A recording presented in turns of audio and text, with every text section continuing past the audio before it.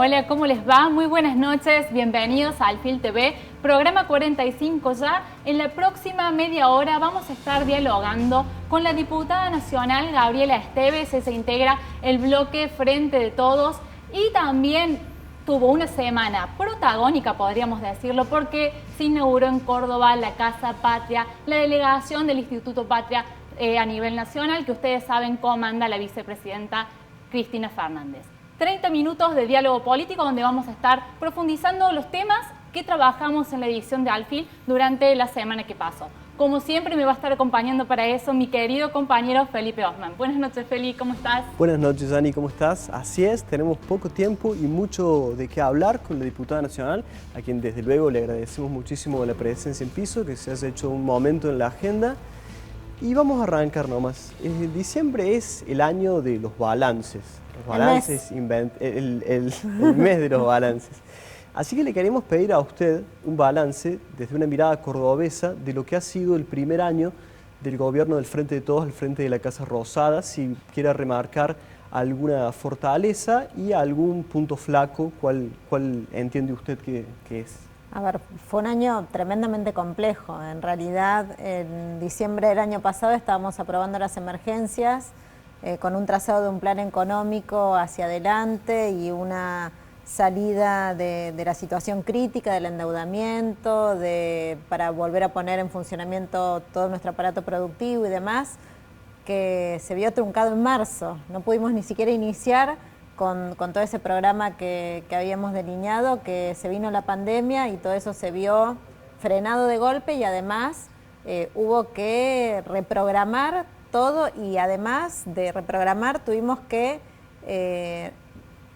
los fondos que teníamos pensados invertir en todo lo que tenía que ver con el desarrollo productivo lo tuvimos que reencauzar para fortalecimiento del sistema de salud, que no sé si ustedes recuerdan, pero no había Ministerio de Salud cuando asumimos el gobierno, hubo que volver a ponderarlo como ministerio y además reconstruir todo el sistema de salud y fortificarlo para la situación que nos iba a tocar afrontar, que veíamos que estaba afrontando el resto del mundo.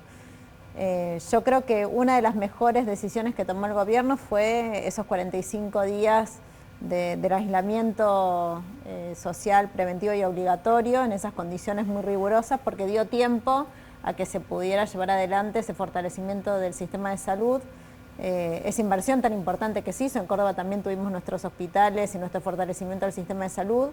En Córdoba fue puntualmente una de las provincias en las que más se invirtió y creo que esa fue quizás una de las decisiones más acertadas, acompañando con otra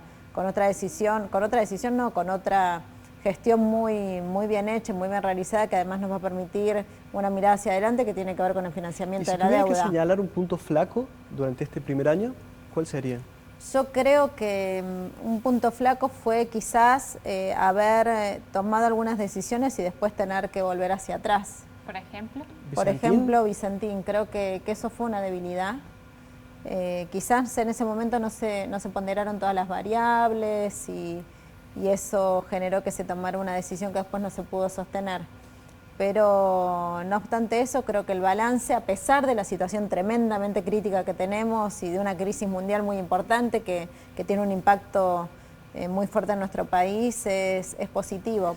Diputada, hay una crítica puntual e insistente en toda la oposición, que es decir que el Frente de Todos ha confundido la agenda en ciertos asuntos que ha llevado al Congreso, que no se ha guiado con las urgencias que de pronto tenía la gente o en coherencia con las emergencias económicas, sanitarias y demás, como son, por ejemplo, la intención de reformación de la justicia, de reforma judicial, perdón, y también el cambio de la ley para remover y designar al Procurador General de la Nación. ¿Qué respuesta se puede dar a estas críticas? No, mira, yo creo que son decisiones de fondo que había que tomar. La realidad es que más del 85% de la población argentina descree absolutamente del Poder Judicial. Es dentro de los poderes del Estado el que imagen negativa más alta tiene.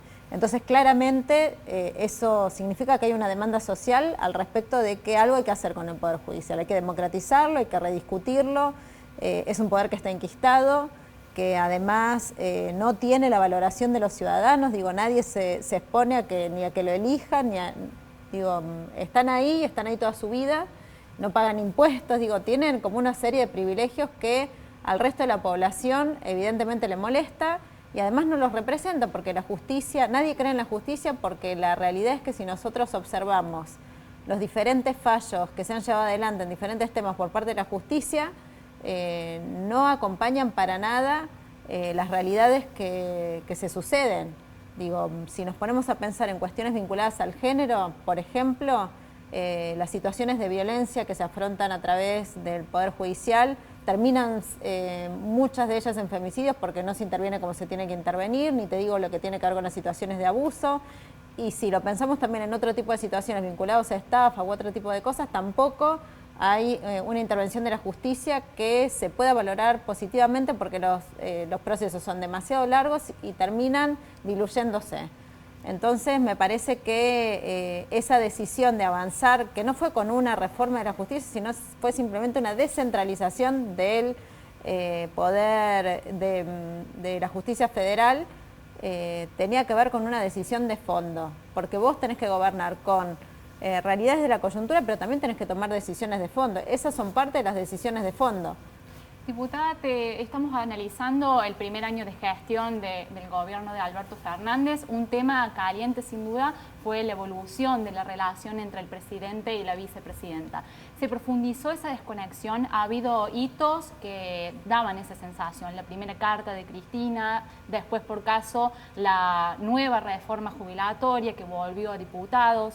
¿Cómo evaluás ese devenir en este binomio? No, yo la verdad que no tengo esa visión y no creo que tampoco la tenga Alberto. Yo he escuchado a Alberto la valoración al respecto de la carta de Cristina y incluso la valoración al respecto de las sugerencias que se hicieron por parte del Senado, algunas cuestiones que había que ajustar al respecto de la ley previsional, y fueron tomadas porque en realidad se consideraron que eran positivas y que mejoraban, en el caso de la ley previsional, que mejoraban el cuerpo de la ley, que tenían que ver, por ejemplo, con que no se hiciera ese descuento del 5% si se hacía cada 3 meses, lo que permitía primero que los jubilados tuviesen un ajuste en sus jubilaciones cada 3 meses, lo que le permitía permanentemente ganar poder adquisitivo, y segundo, que por ley no le correspondiera ese descuento que se iba a tener que generar si salía la ley como estaba. Entonces, pero había un plan de reajuste, en cierta forma planificado ya por Guzmán, y se dice que con este nuevo cálculo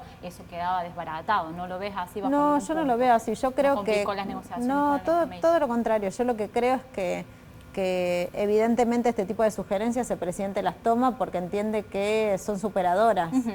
Y a mí me consta las reuniones que han tenido con el equipo económico a partir de estas sugerencias y cómo lo han trabajado y que las han aprobado y llevado adelante porque entendieron que era superadora lo que se había propuesto en un primer momento. Bien, no hay ruidito entonces. Nos tenemos que ir a un corte, ya volvemos, seguimos dialogando con la diputada Gabriela Esteves.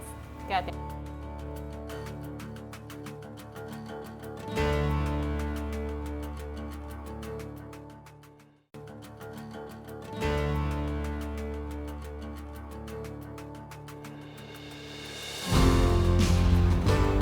Seguimos con el segundo bloque de Alfil TV, seguimos conversando con la diputada nacional Gabriela Esteves. Diputada, ¿en qué tenor, en qué perspectiva hay de que termine concretándose una unidad electoral entre Hacemos por Córdoba y el Frente de Todos en Córdoba para las elecciones del 21? Yo la verdad eso no lo sé. Creo también que es un poco precipitado, bueno, dada la situación que tenemos, ¿no? Discutir en lo electoral en un momento todavía donde tenemos que resolverle tantas cosas a la gente, pero, a ver, creo que depende de la voluntad y depende de que podamos ponernos de acuerdo en la política. Se trata de eso. Las alianzas electorales no tienen sentido si no hay un proyecto político que las nuclee. En este momento entiendo que los ejecutivos están mucho más abocados a resolver la situación pandémica y la crisis ocasionada por la pandemia que en discutir cuestiones electorales. Ya se verá cuando llegue el momento, pero lo que se discuta se va a tener que discutir en torno a un proyecto político y acuerdos políticos vinculados a compartir o no el hacia adelante, ¿no? En qué es lo que se debe hacer, cómo debe hacerse.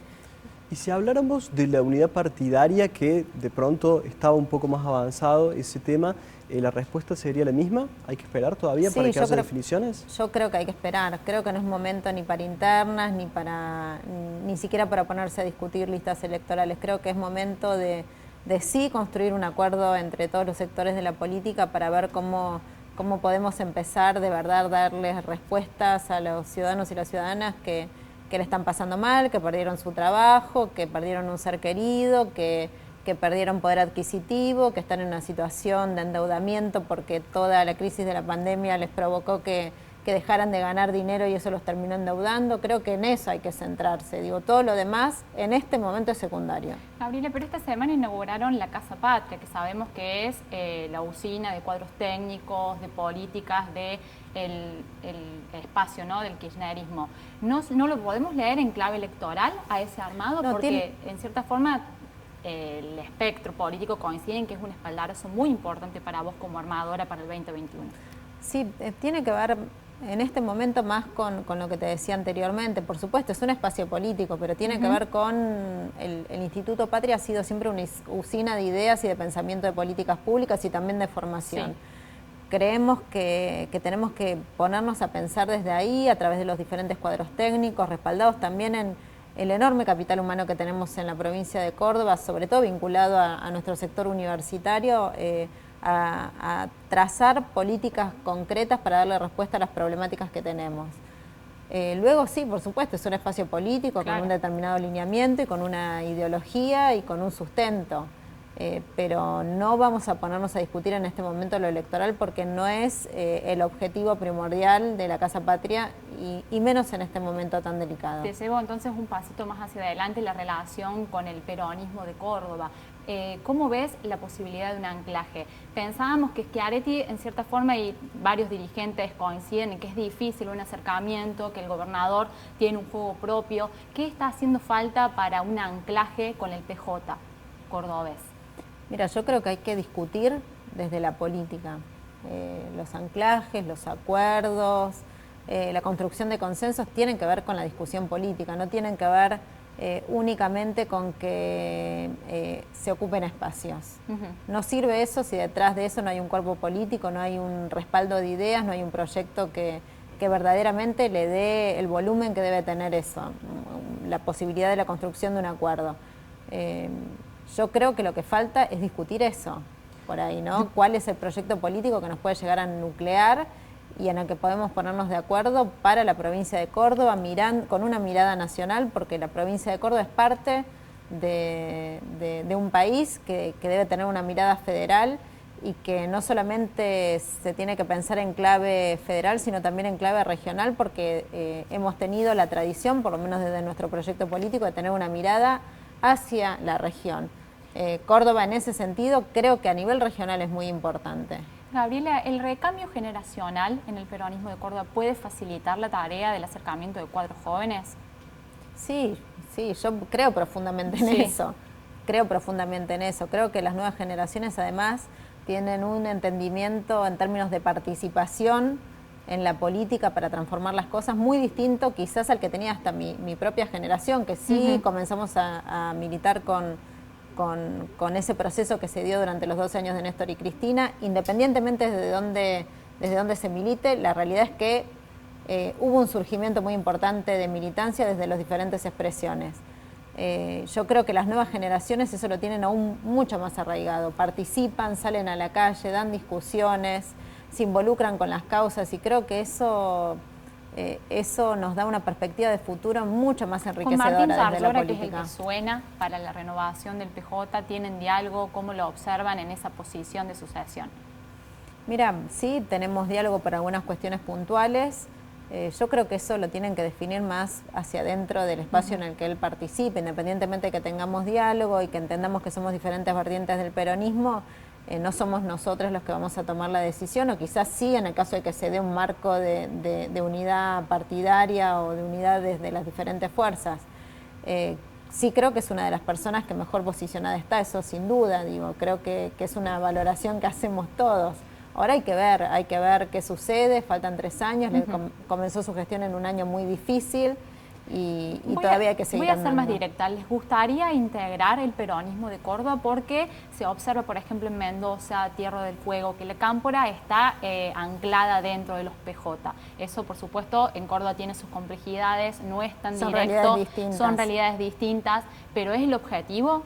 Nosotros somos y nos reconocemos peronistas. Yo he sido parte de la Mesa Nacional del PJ desde el año 2014 desde el año 2013 al 2015.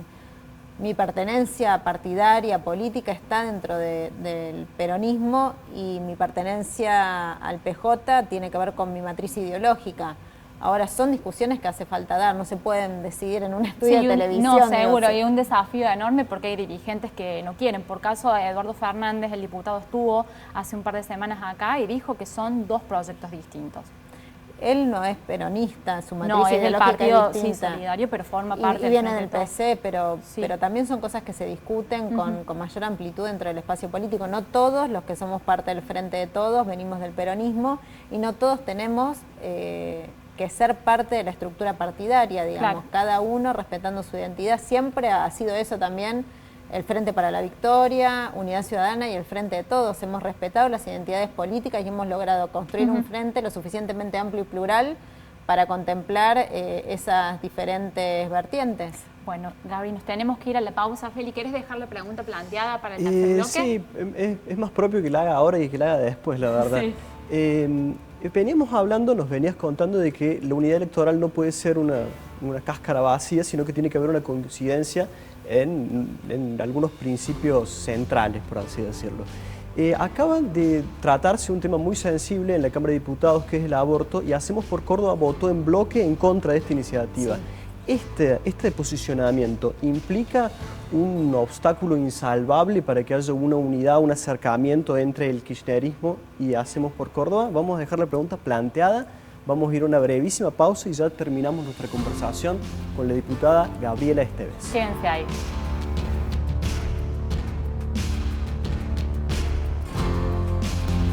Bueno, el tiempo ha pasado volando, ya estamos en el último bloque. La pregunta estaba planteada, estamos conversando con la diputada nacional Gabriela Esteves.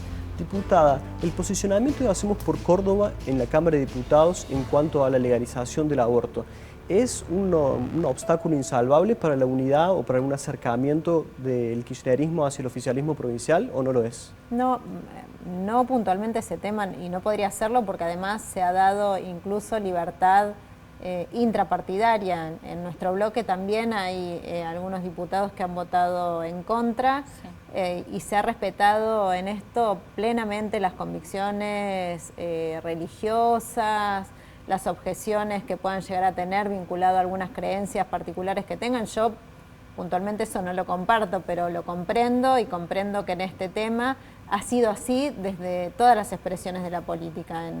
En los bloques opositores se ha dado la misma libertad hacia adentro de nuestro bloque. Bueno, el bloque de Hacemos por Córdoba tomó sus decisiones también.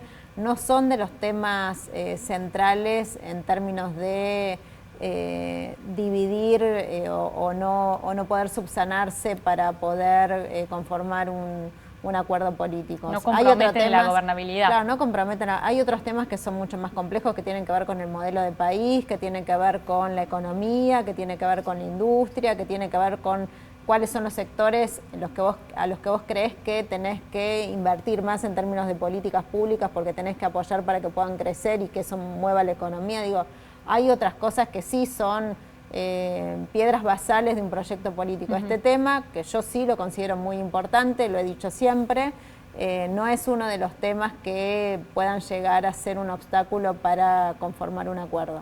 Gabriela, obtuvo dictamen la ley de interrupción voluntaria del embarazo.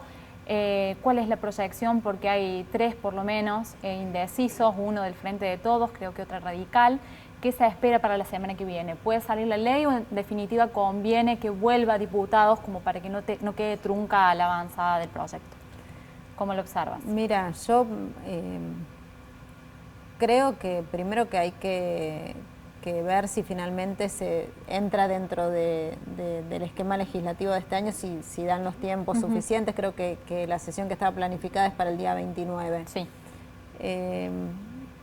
A ver, yo soy de las que confían en la representación y en que quienes tenemos la responsabilidad de representación tenemos que tener oído muy agudo sobre lo que sucede afuera y sobre qué están planteando los sujetos históricos, que son generalmente los que plantean la verdad de lo que está sucediendo.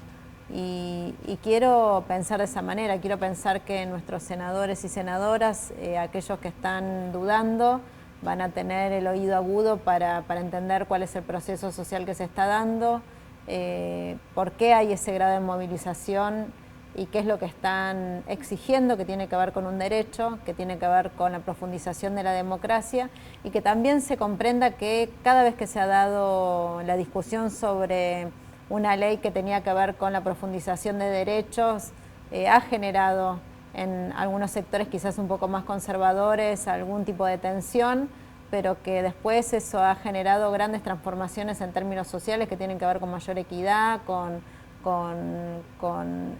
más representación igualitaria, que ha tenido que ver con mayores libertades. Entonces, quiero confiar en eso, quiero confiar en que aquellos que están dudando es porque están ponderando el afuera y entendiendo que esto se trata de una exigencia por parte de un sector de la sociedad que somos nada más y nada menos que más del 50%. Sí. Gabriela, otro tema caliente para el fin de año que por lo menos se promete en el Congreso es el tema de la vacuna. El diputado nacional de Juntos por el Cambio, Mario Negri, pidió la interpelación de las autoridades de salud porque, bueno, no llegan las vacunas prometidas por el presidente.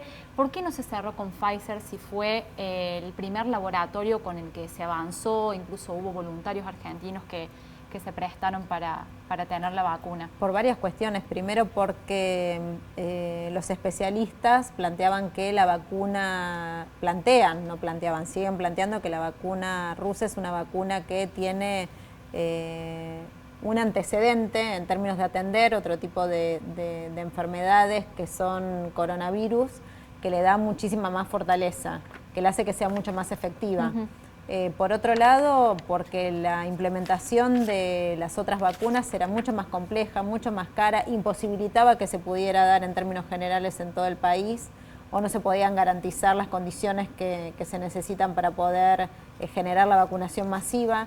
La vacuna rusa es mucho más simple su aplicación, mucho más simple su conservación y aparte tiene esa trayectoria que tiene que ver con resultados probados en la atención de otro tipo de enfermedades. Diputada, yo le voy a llevar un tema más pedestre. ¿Cómo avanza la construcción territorial del Frente de Todos en Córdoba? Se lo pregunto porque alguno de los puntos flacos, tal vez el mayor que tuvo el Frente para la Victoria en Córdoba, fue que no parecía que hubiera una coordinación muy importante entre sus integrantes. Ahora el Frente de Todos se había propuesto algo distinto, una coordinación mayor entre todos sus componentes.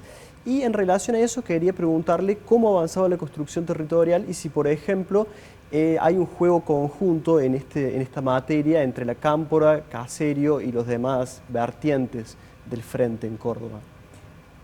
No sé por qué puntualmente mencionas a la Cámpora, sino que somos, quienes tenemos mayores responsabilidades, en este caso en el Frente de Todos, en el caso de Caserio, en mi caso, en el caso de Martín Gil también, venimos llevando un trabajo conjunto de coordinación. De hecho, esta semana Caserio ha estado con intendentes en la ciudad de Buenos Aires haciendo una ronda de gestión, he estado yo también, Martín Gil nos ha estado colaborando, venimos haciendo un trabajo de coordinación con intendentes y más allá de eso también tenemos nuestras construcciones territoriales que tiene que ver con la base, que sustenta nuestro trabajo político, en el cual coordinamos permanentemente. Claro, porque de afuera da la sensación de que se están capitalizando, que hay un juego aislado, todo para poner el candidato. No, de ninguna manera. Con Caserio y con Martín hablamos permanentemente. De hecho, estuvimos reunidos con él, con Martín Gil en Buenos Aires, con Caserio estuvimos planificando las visitas que teníamos hoy, esta semana con los intendentes, el domingo en su casa. Tenemos una relación muy estrecha, coordinamos la política, nos entendemos políticamente y estamos pensando en la consolidación del Frente de Todos, pero de manera de afianzarlo territorialmente desde la militancia territorial y desde la institucionalidad también. Muy bien, Gabriela, te agradecemos muchísimo tu tiempo, gracias por estar aquí en Alfil TV. Nosotros, Feli, nos llegó el momento de despedirnos. Al final. Muchas gracias, diputada. No, vos, Muchas por favor, gracias. a ustedes. No se olviden de revivir este programa en nuestro canal de YouTube. Estén atentos también a toda la información que vamos a estar subiendo en diarioalfil.com.ar y aprovechamos también para desearles que tengan una hermosa Navidad este 24-25. Nos vemos dentro de 7 días.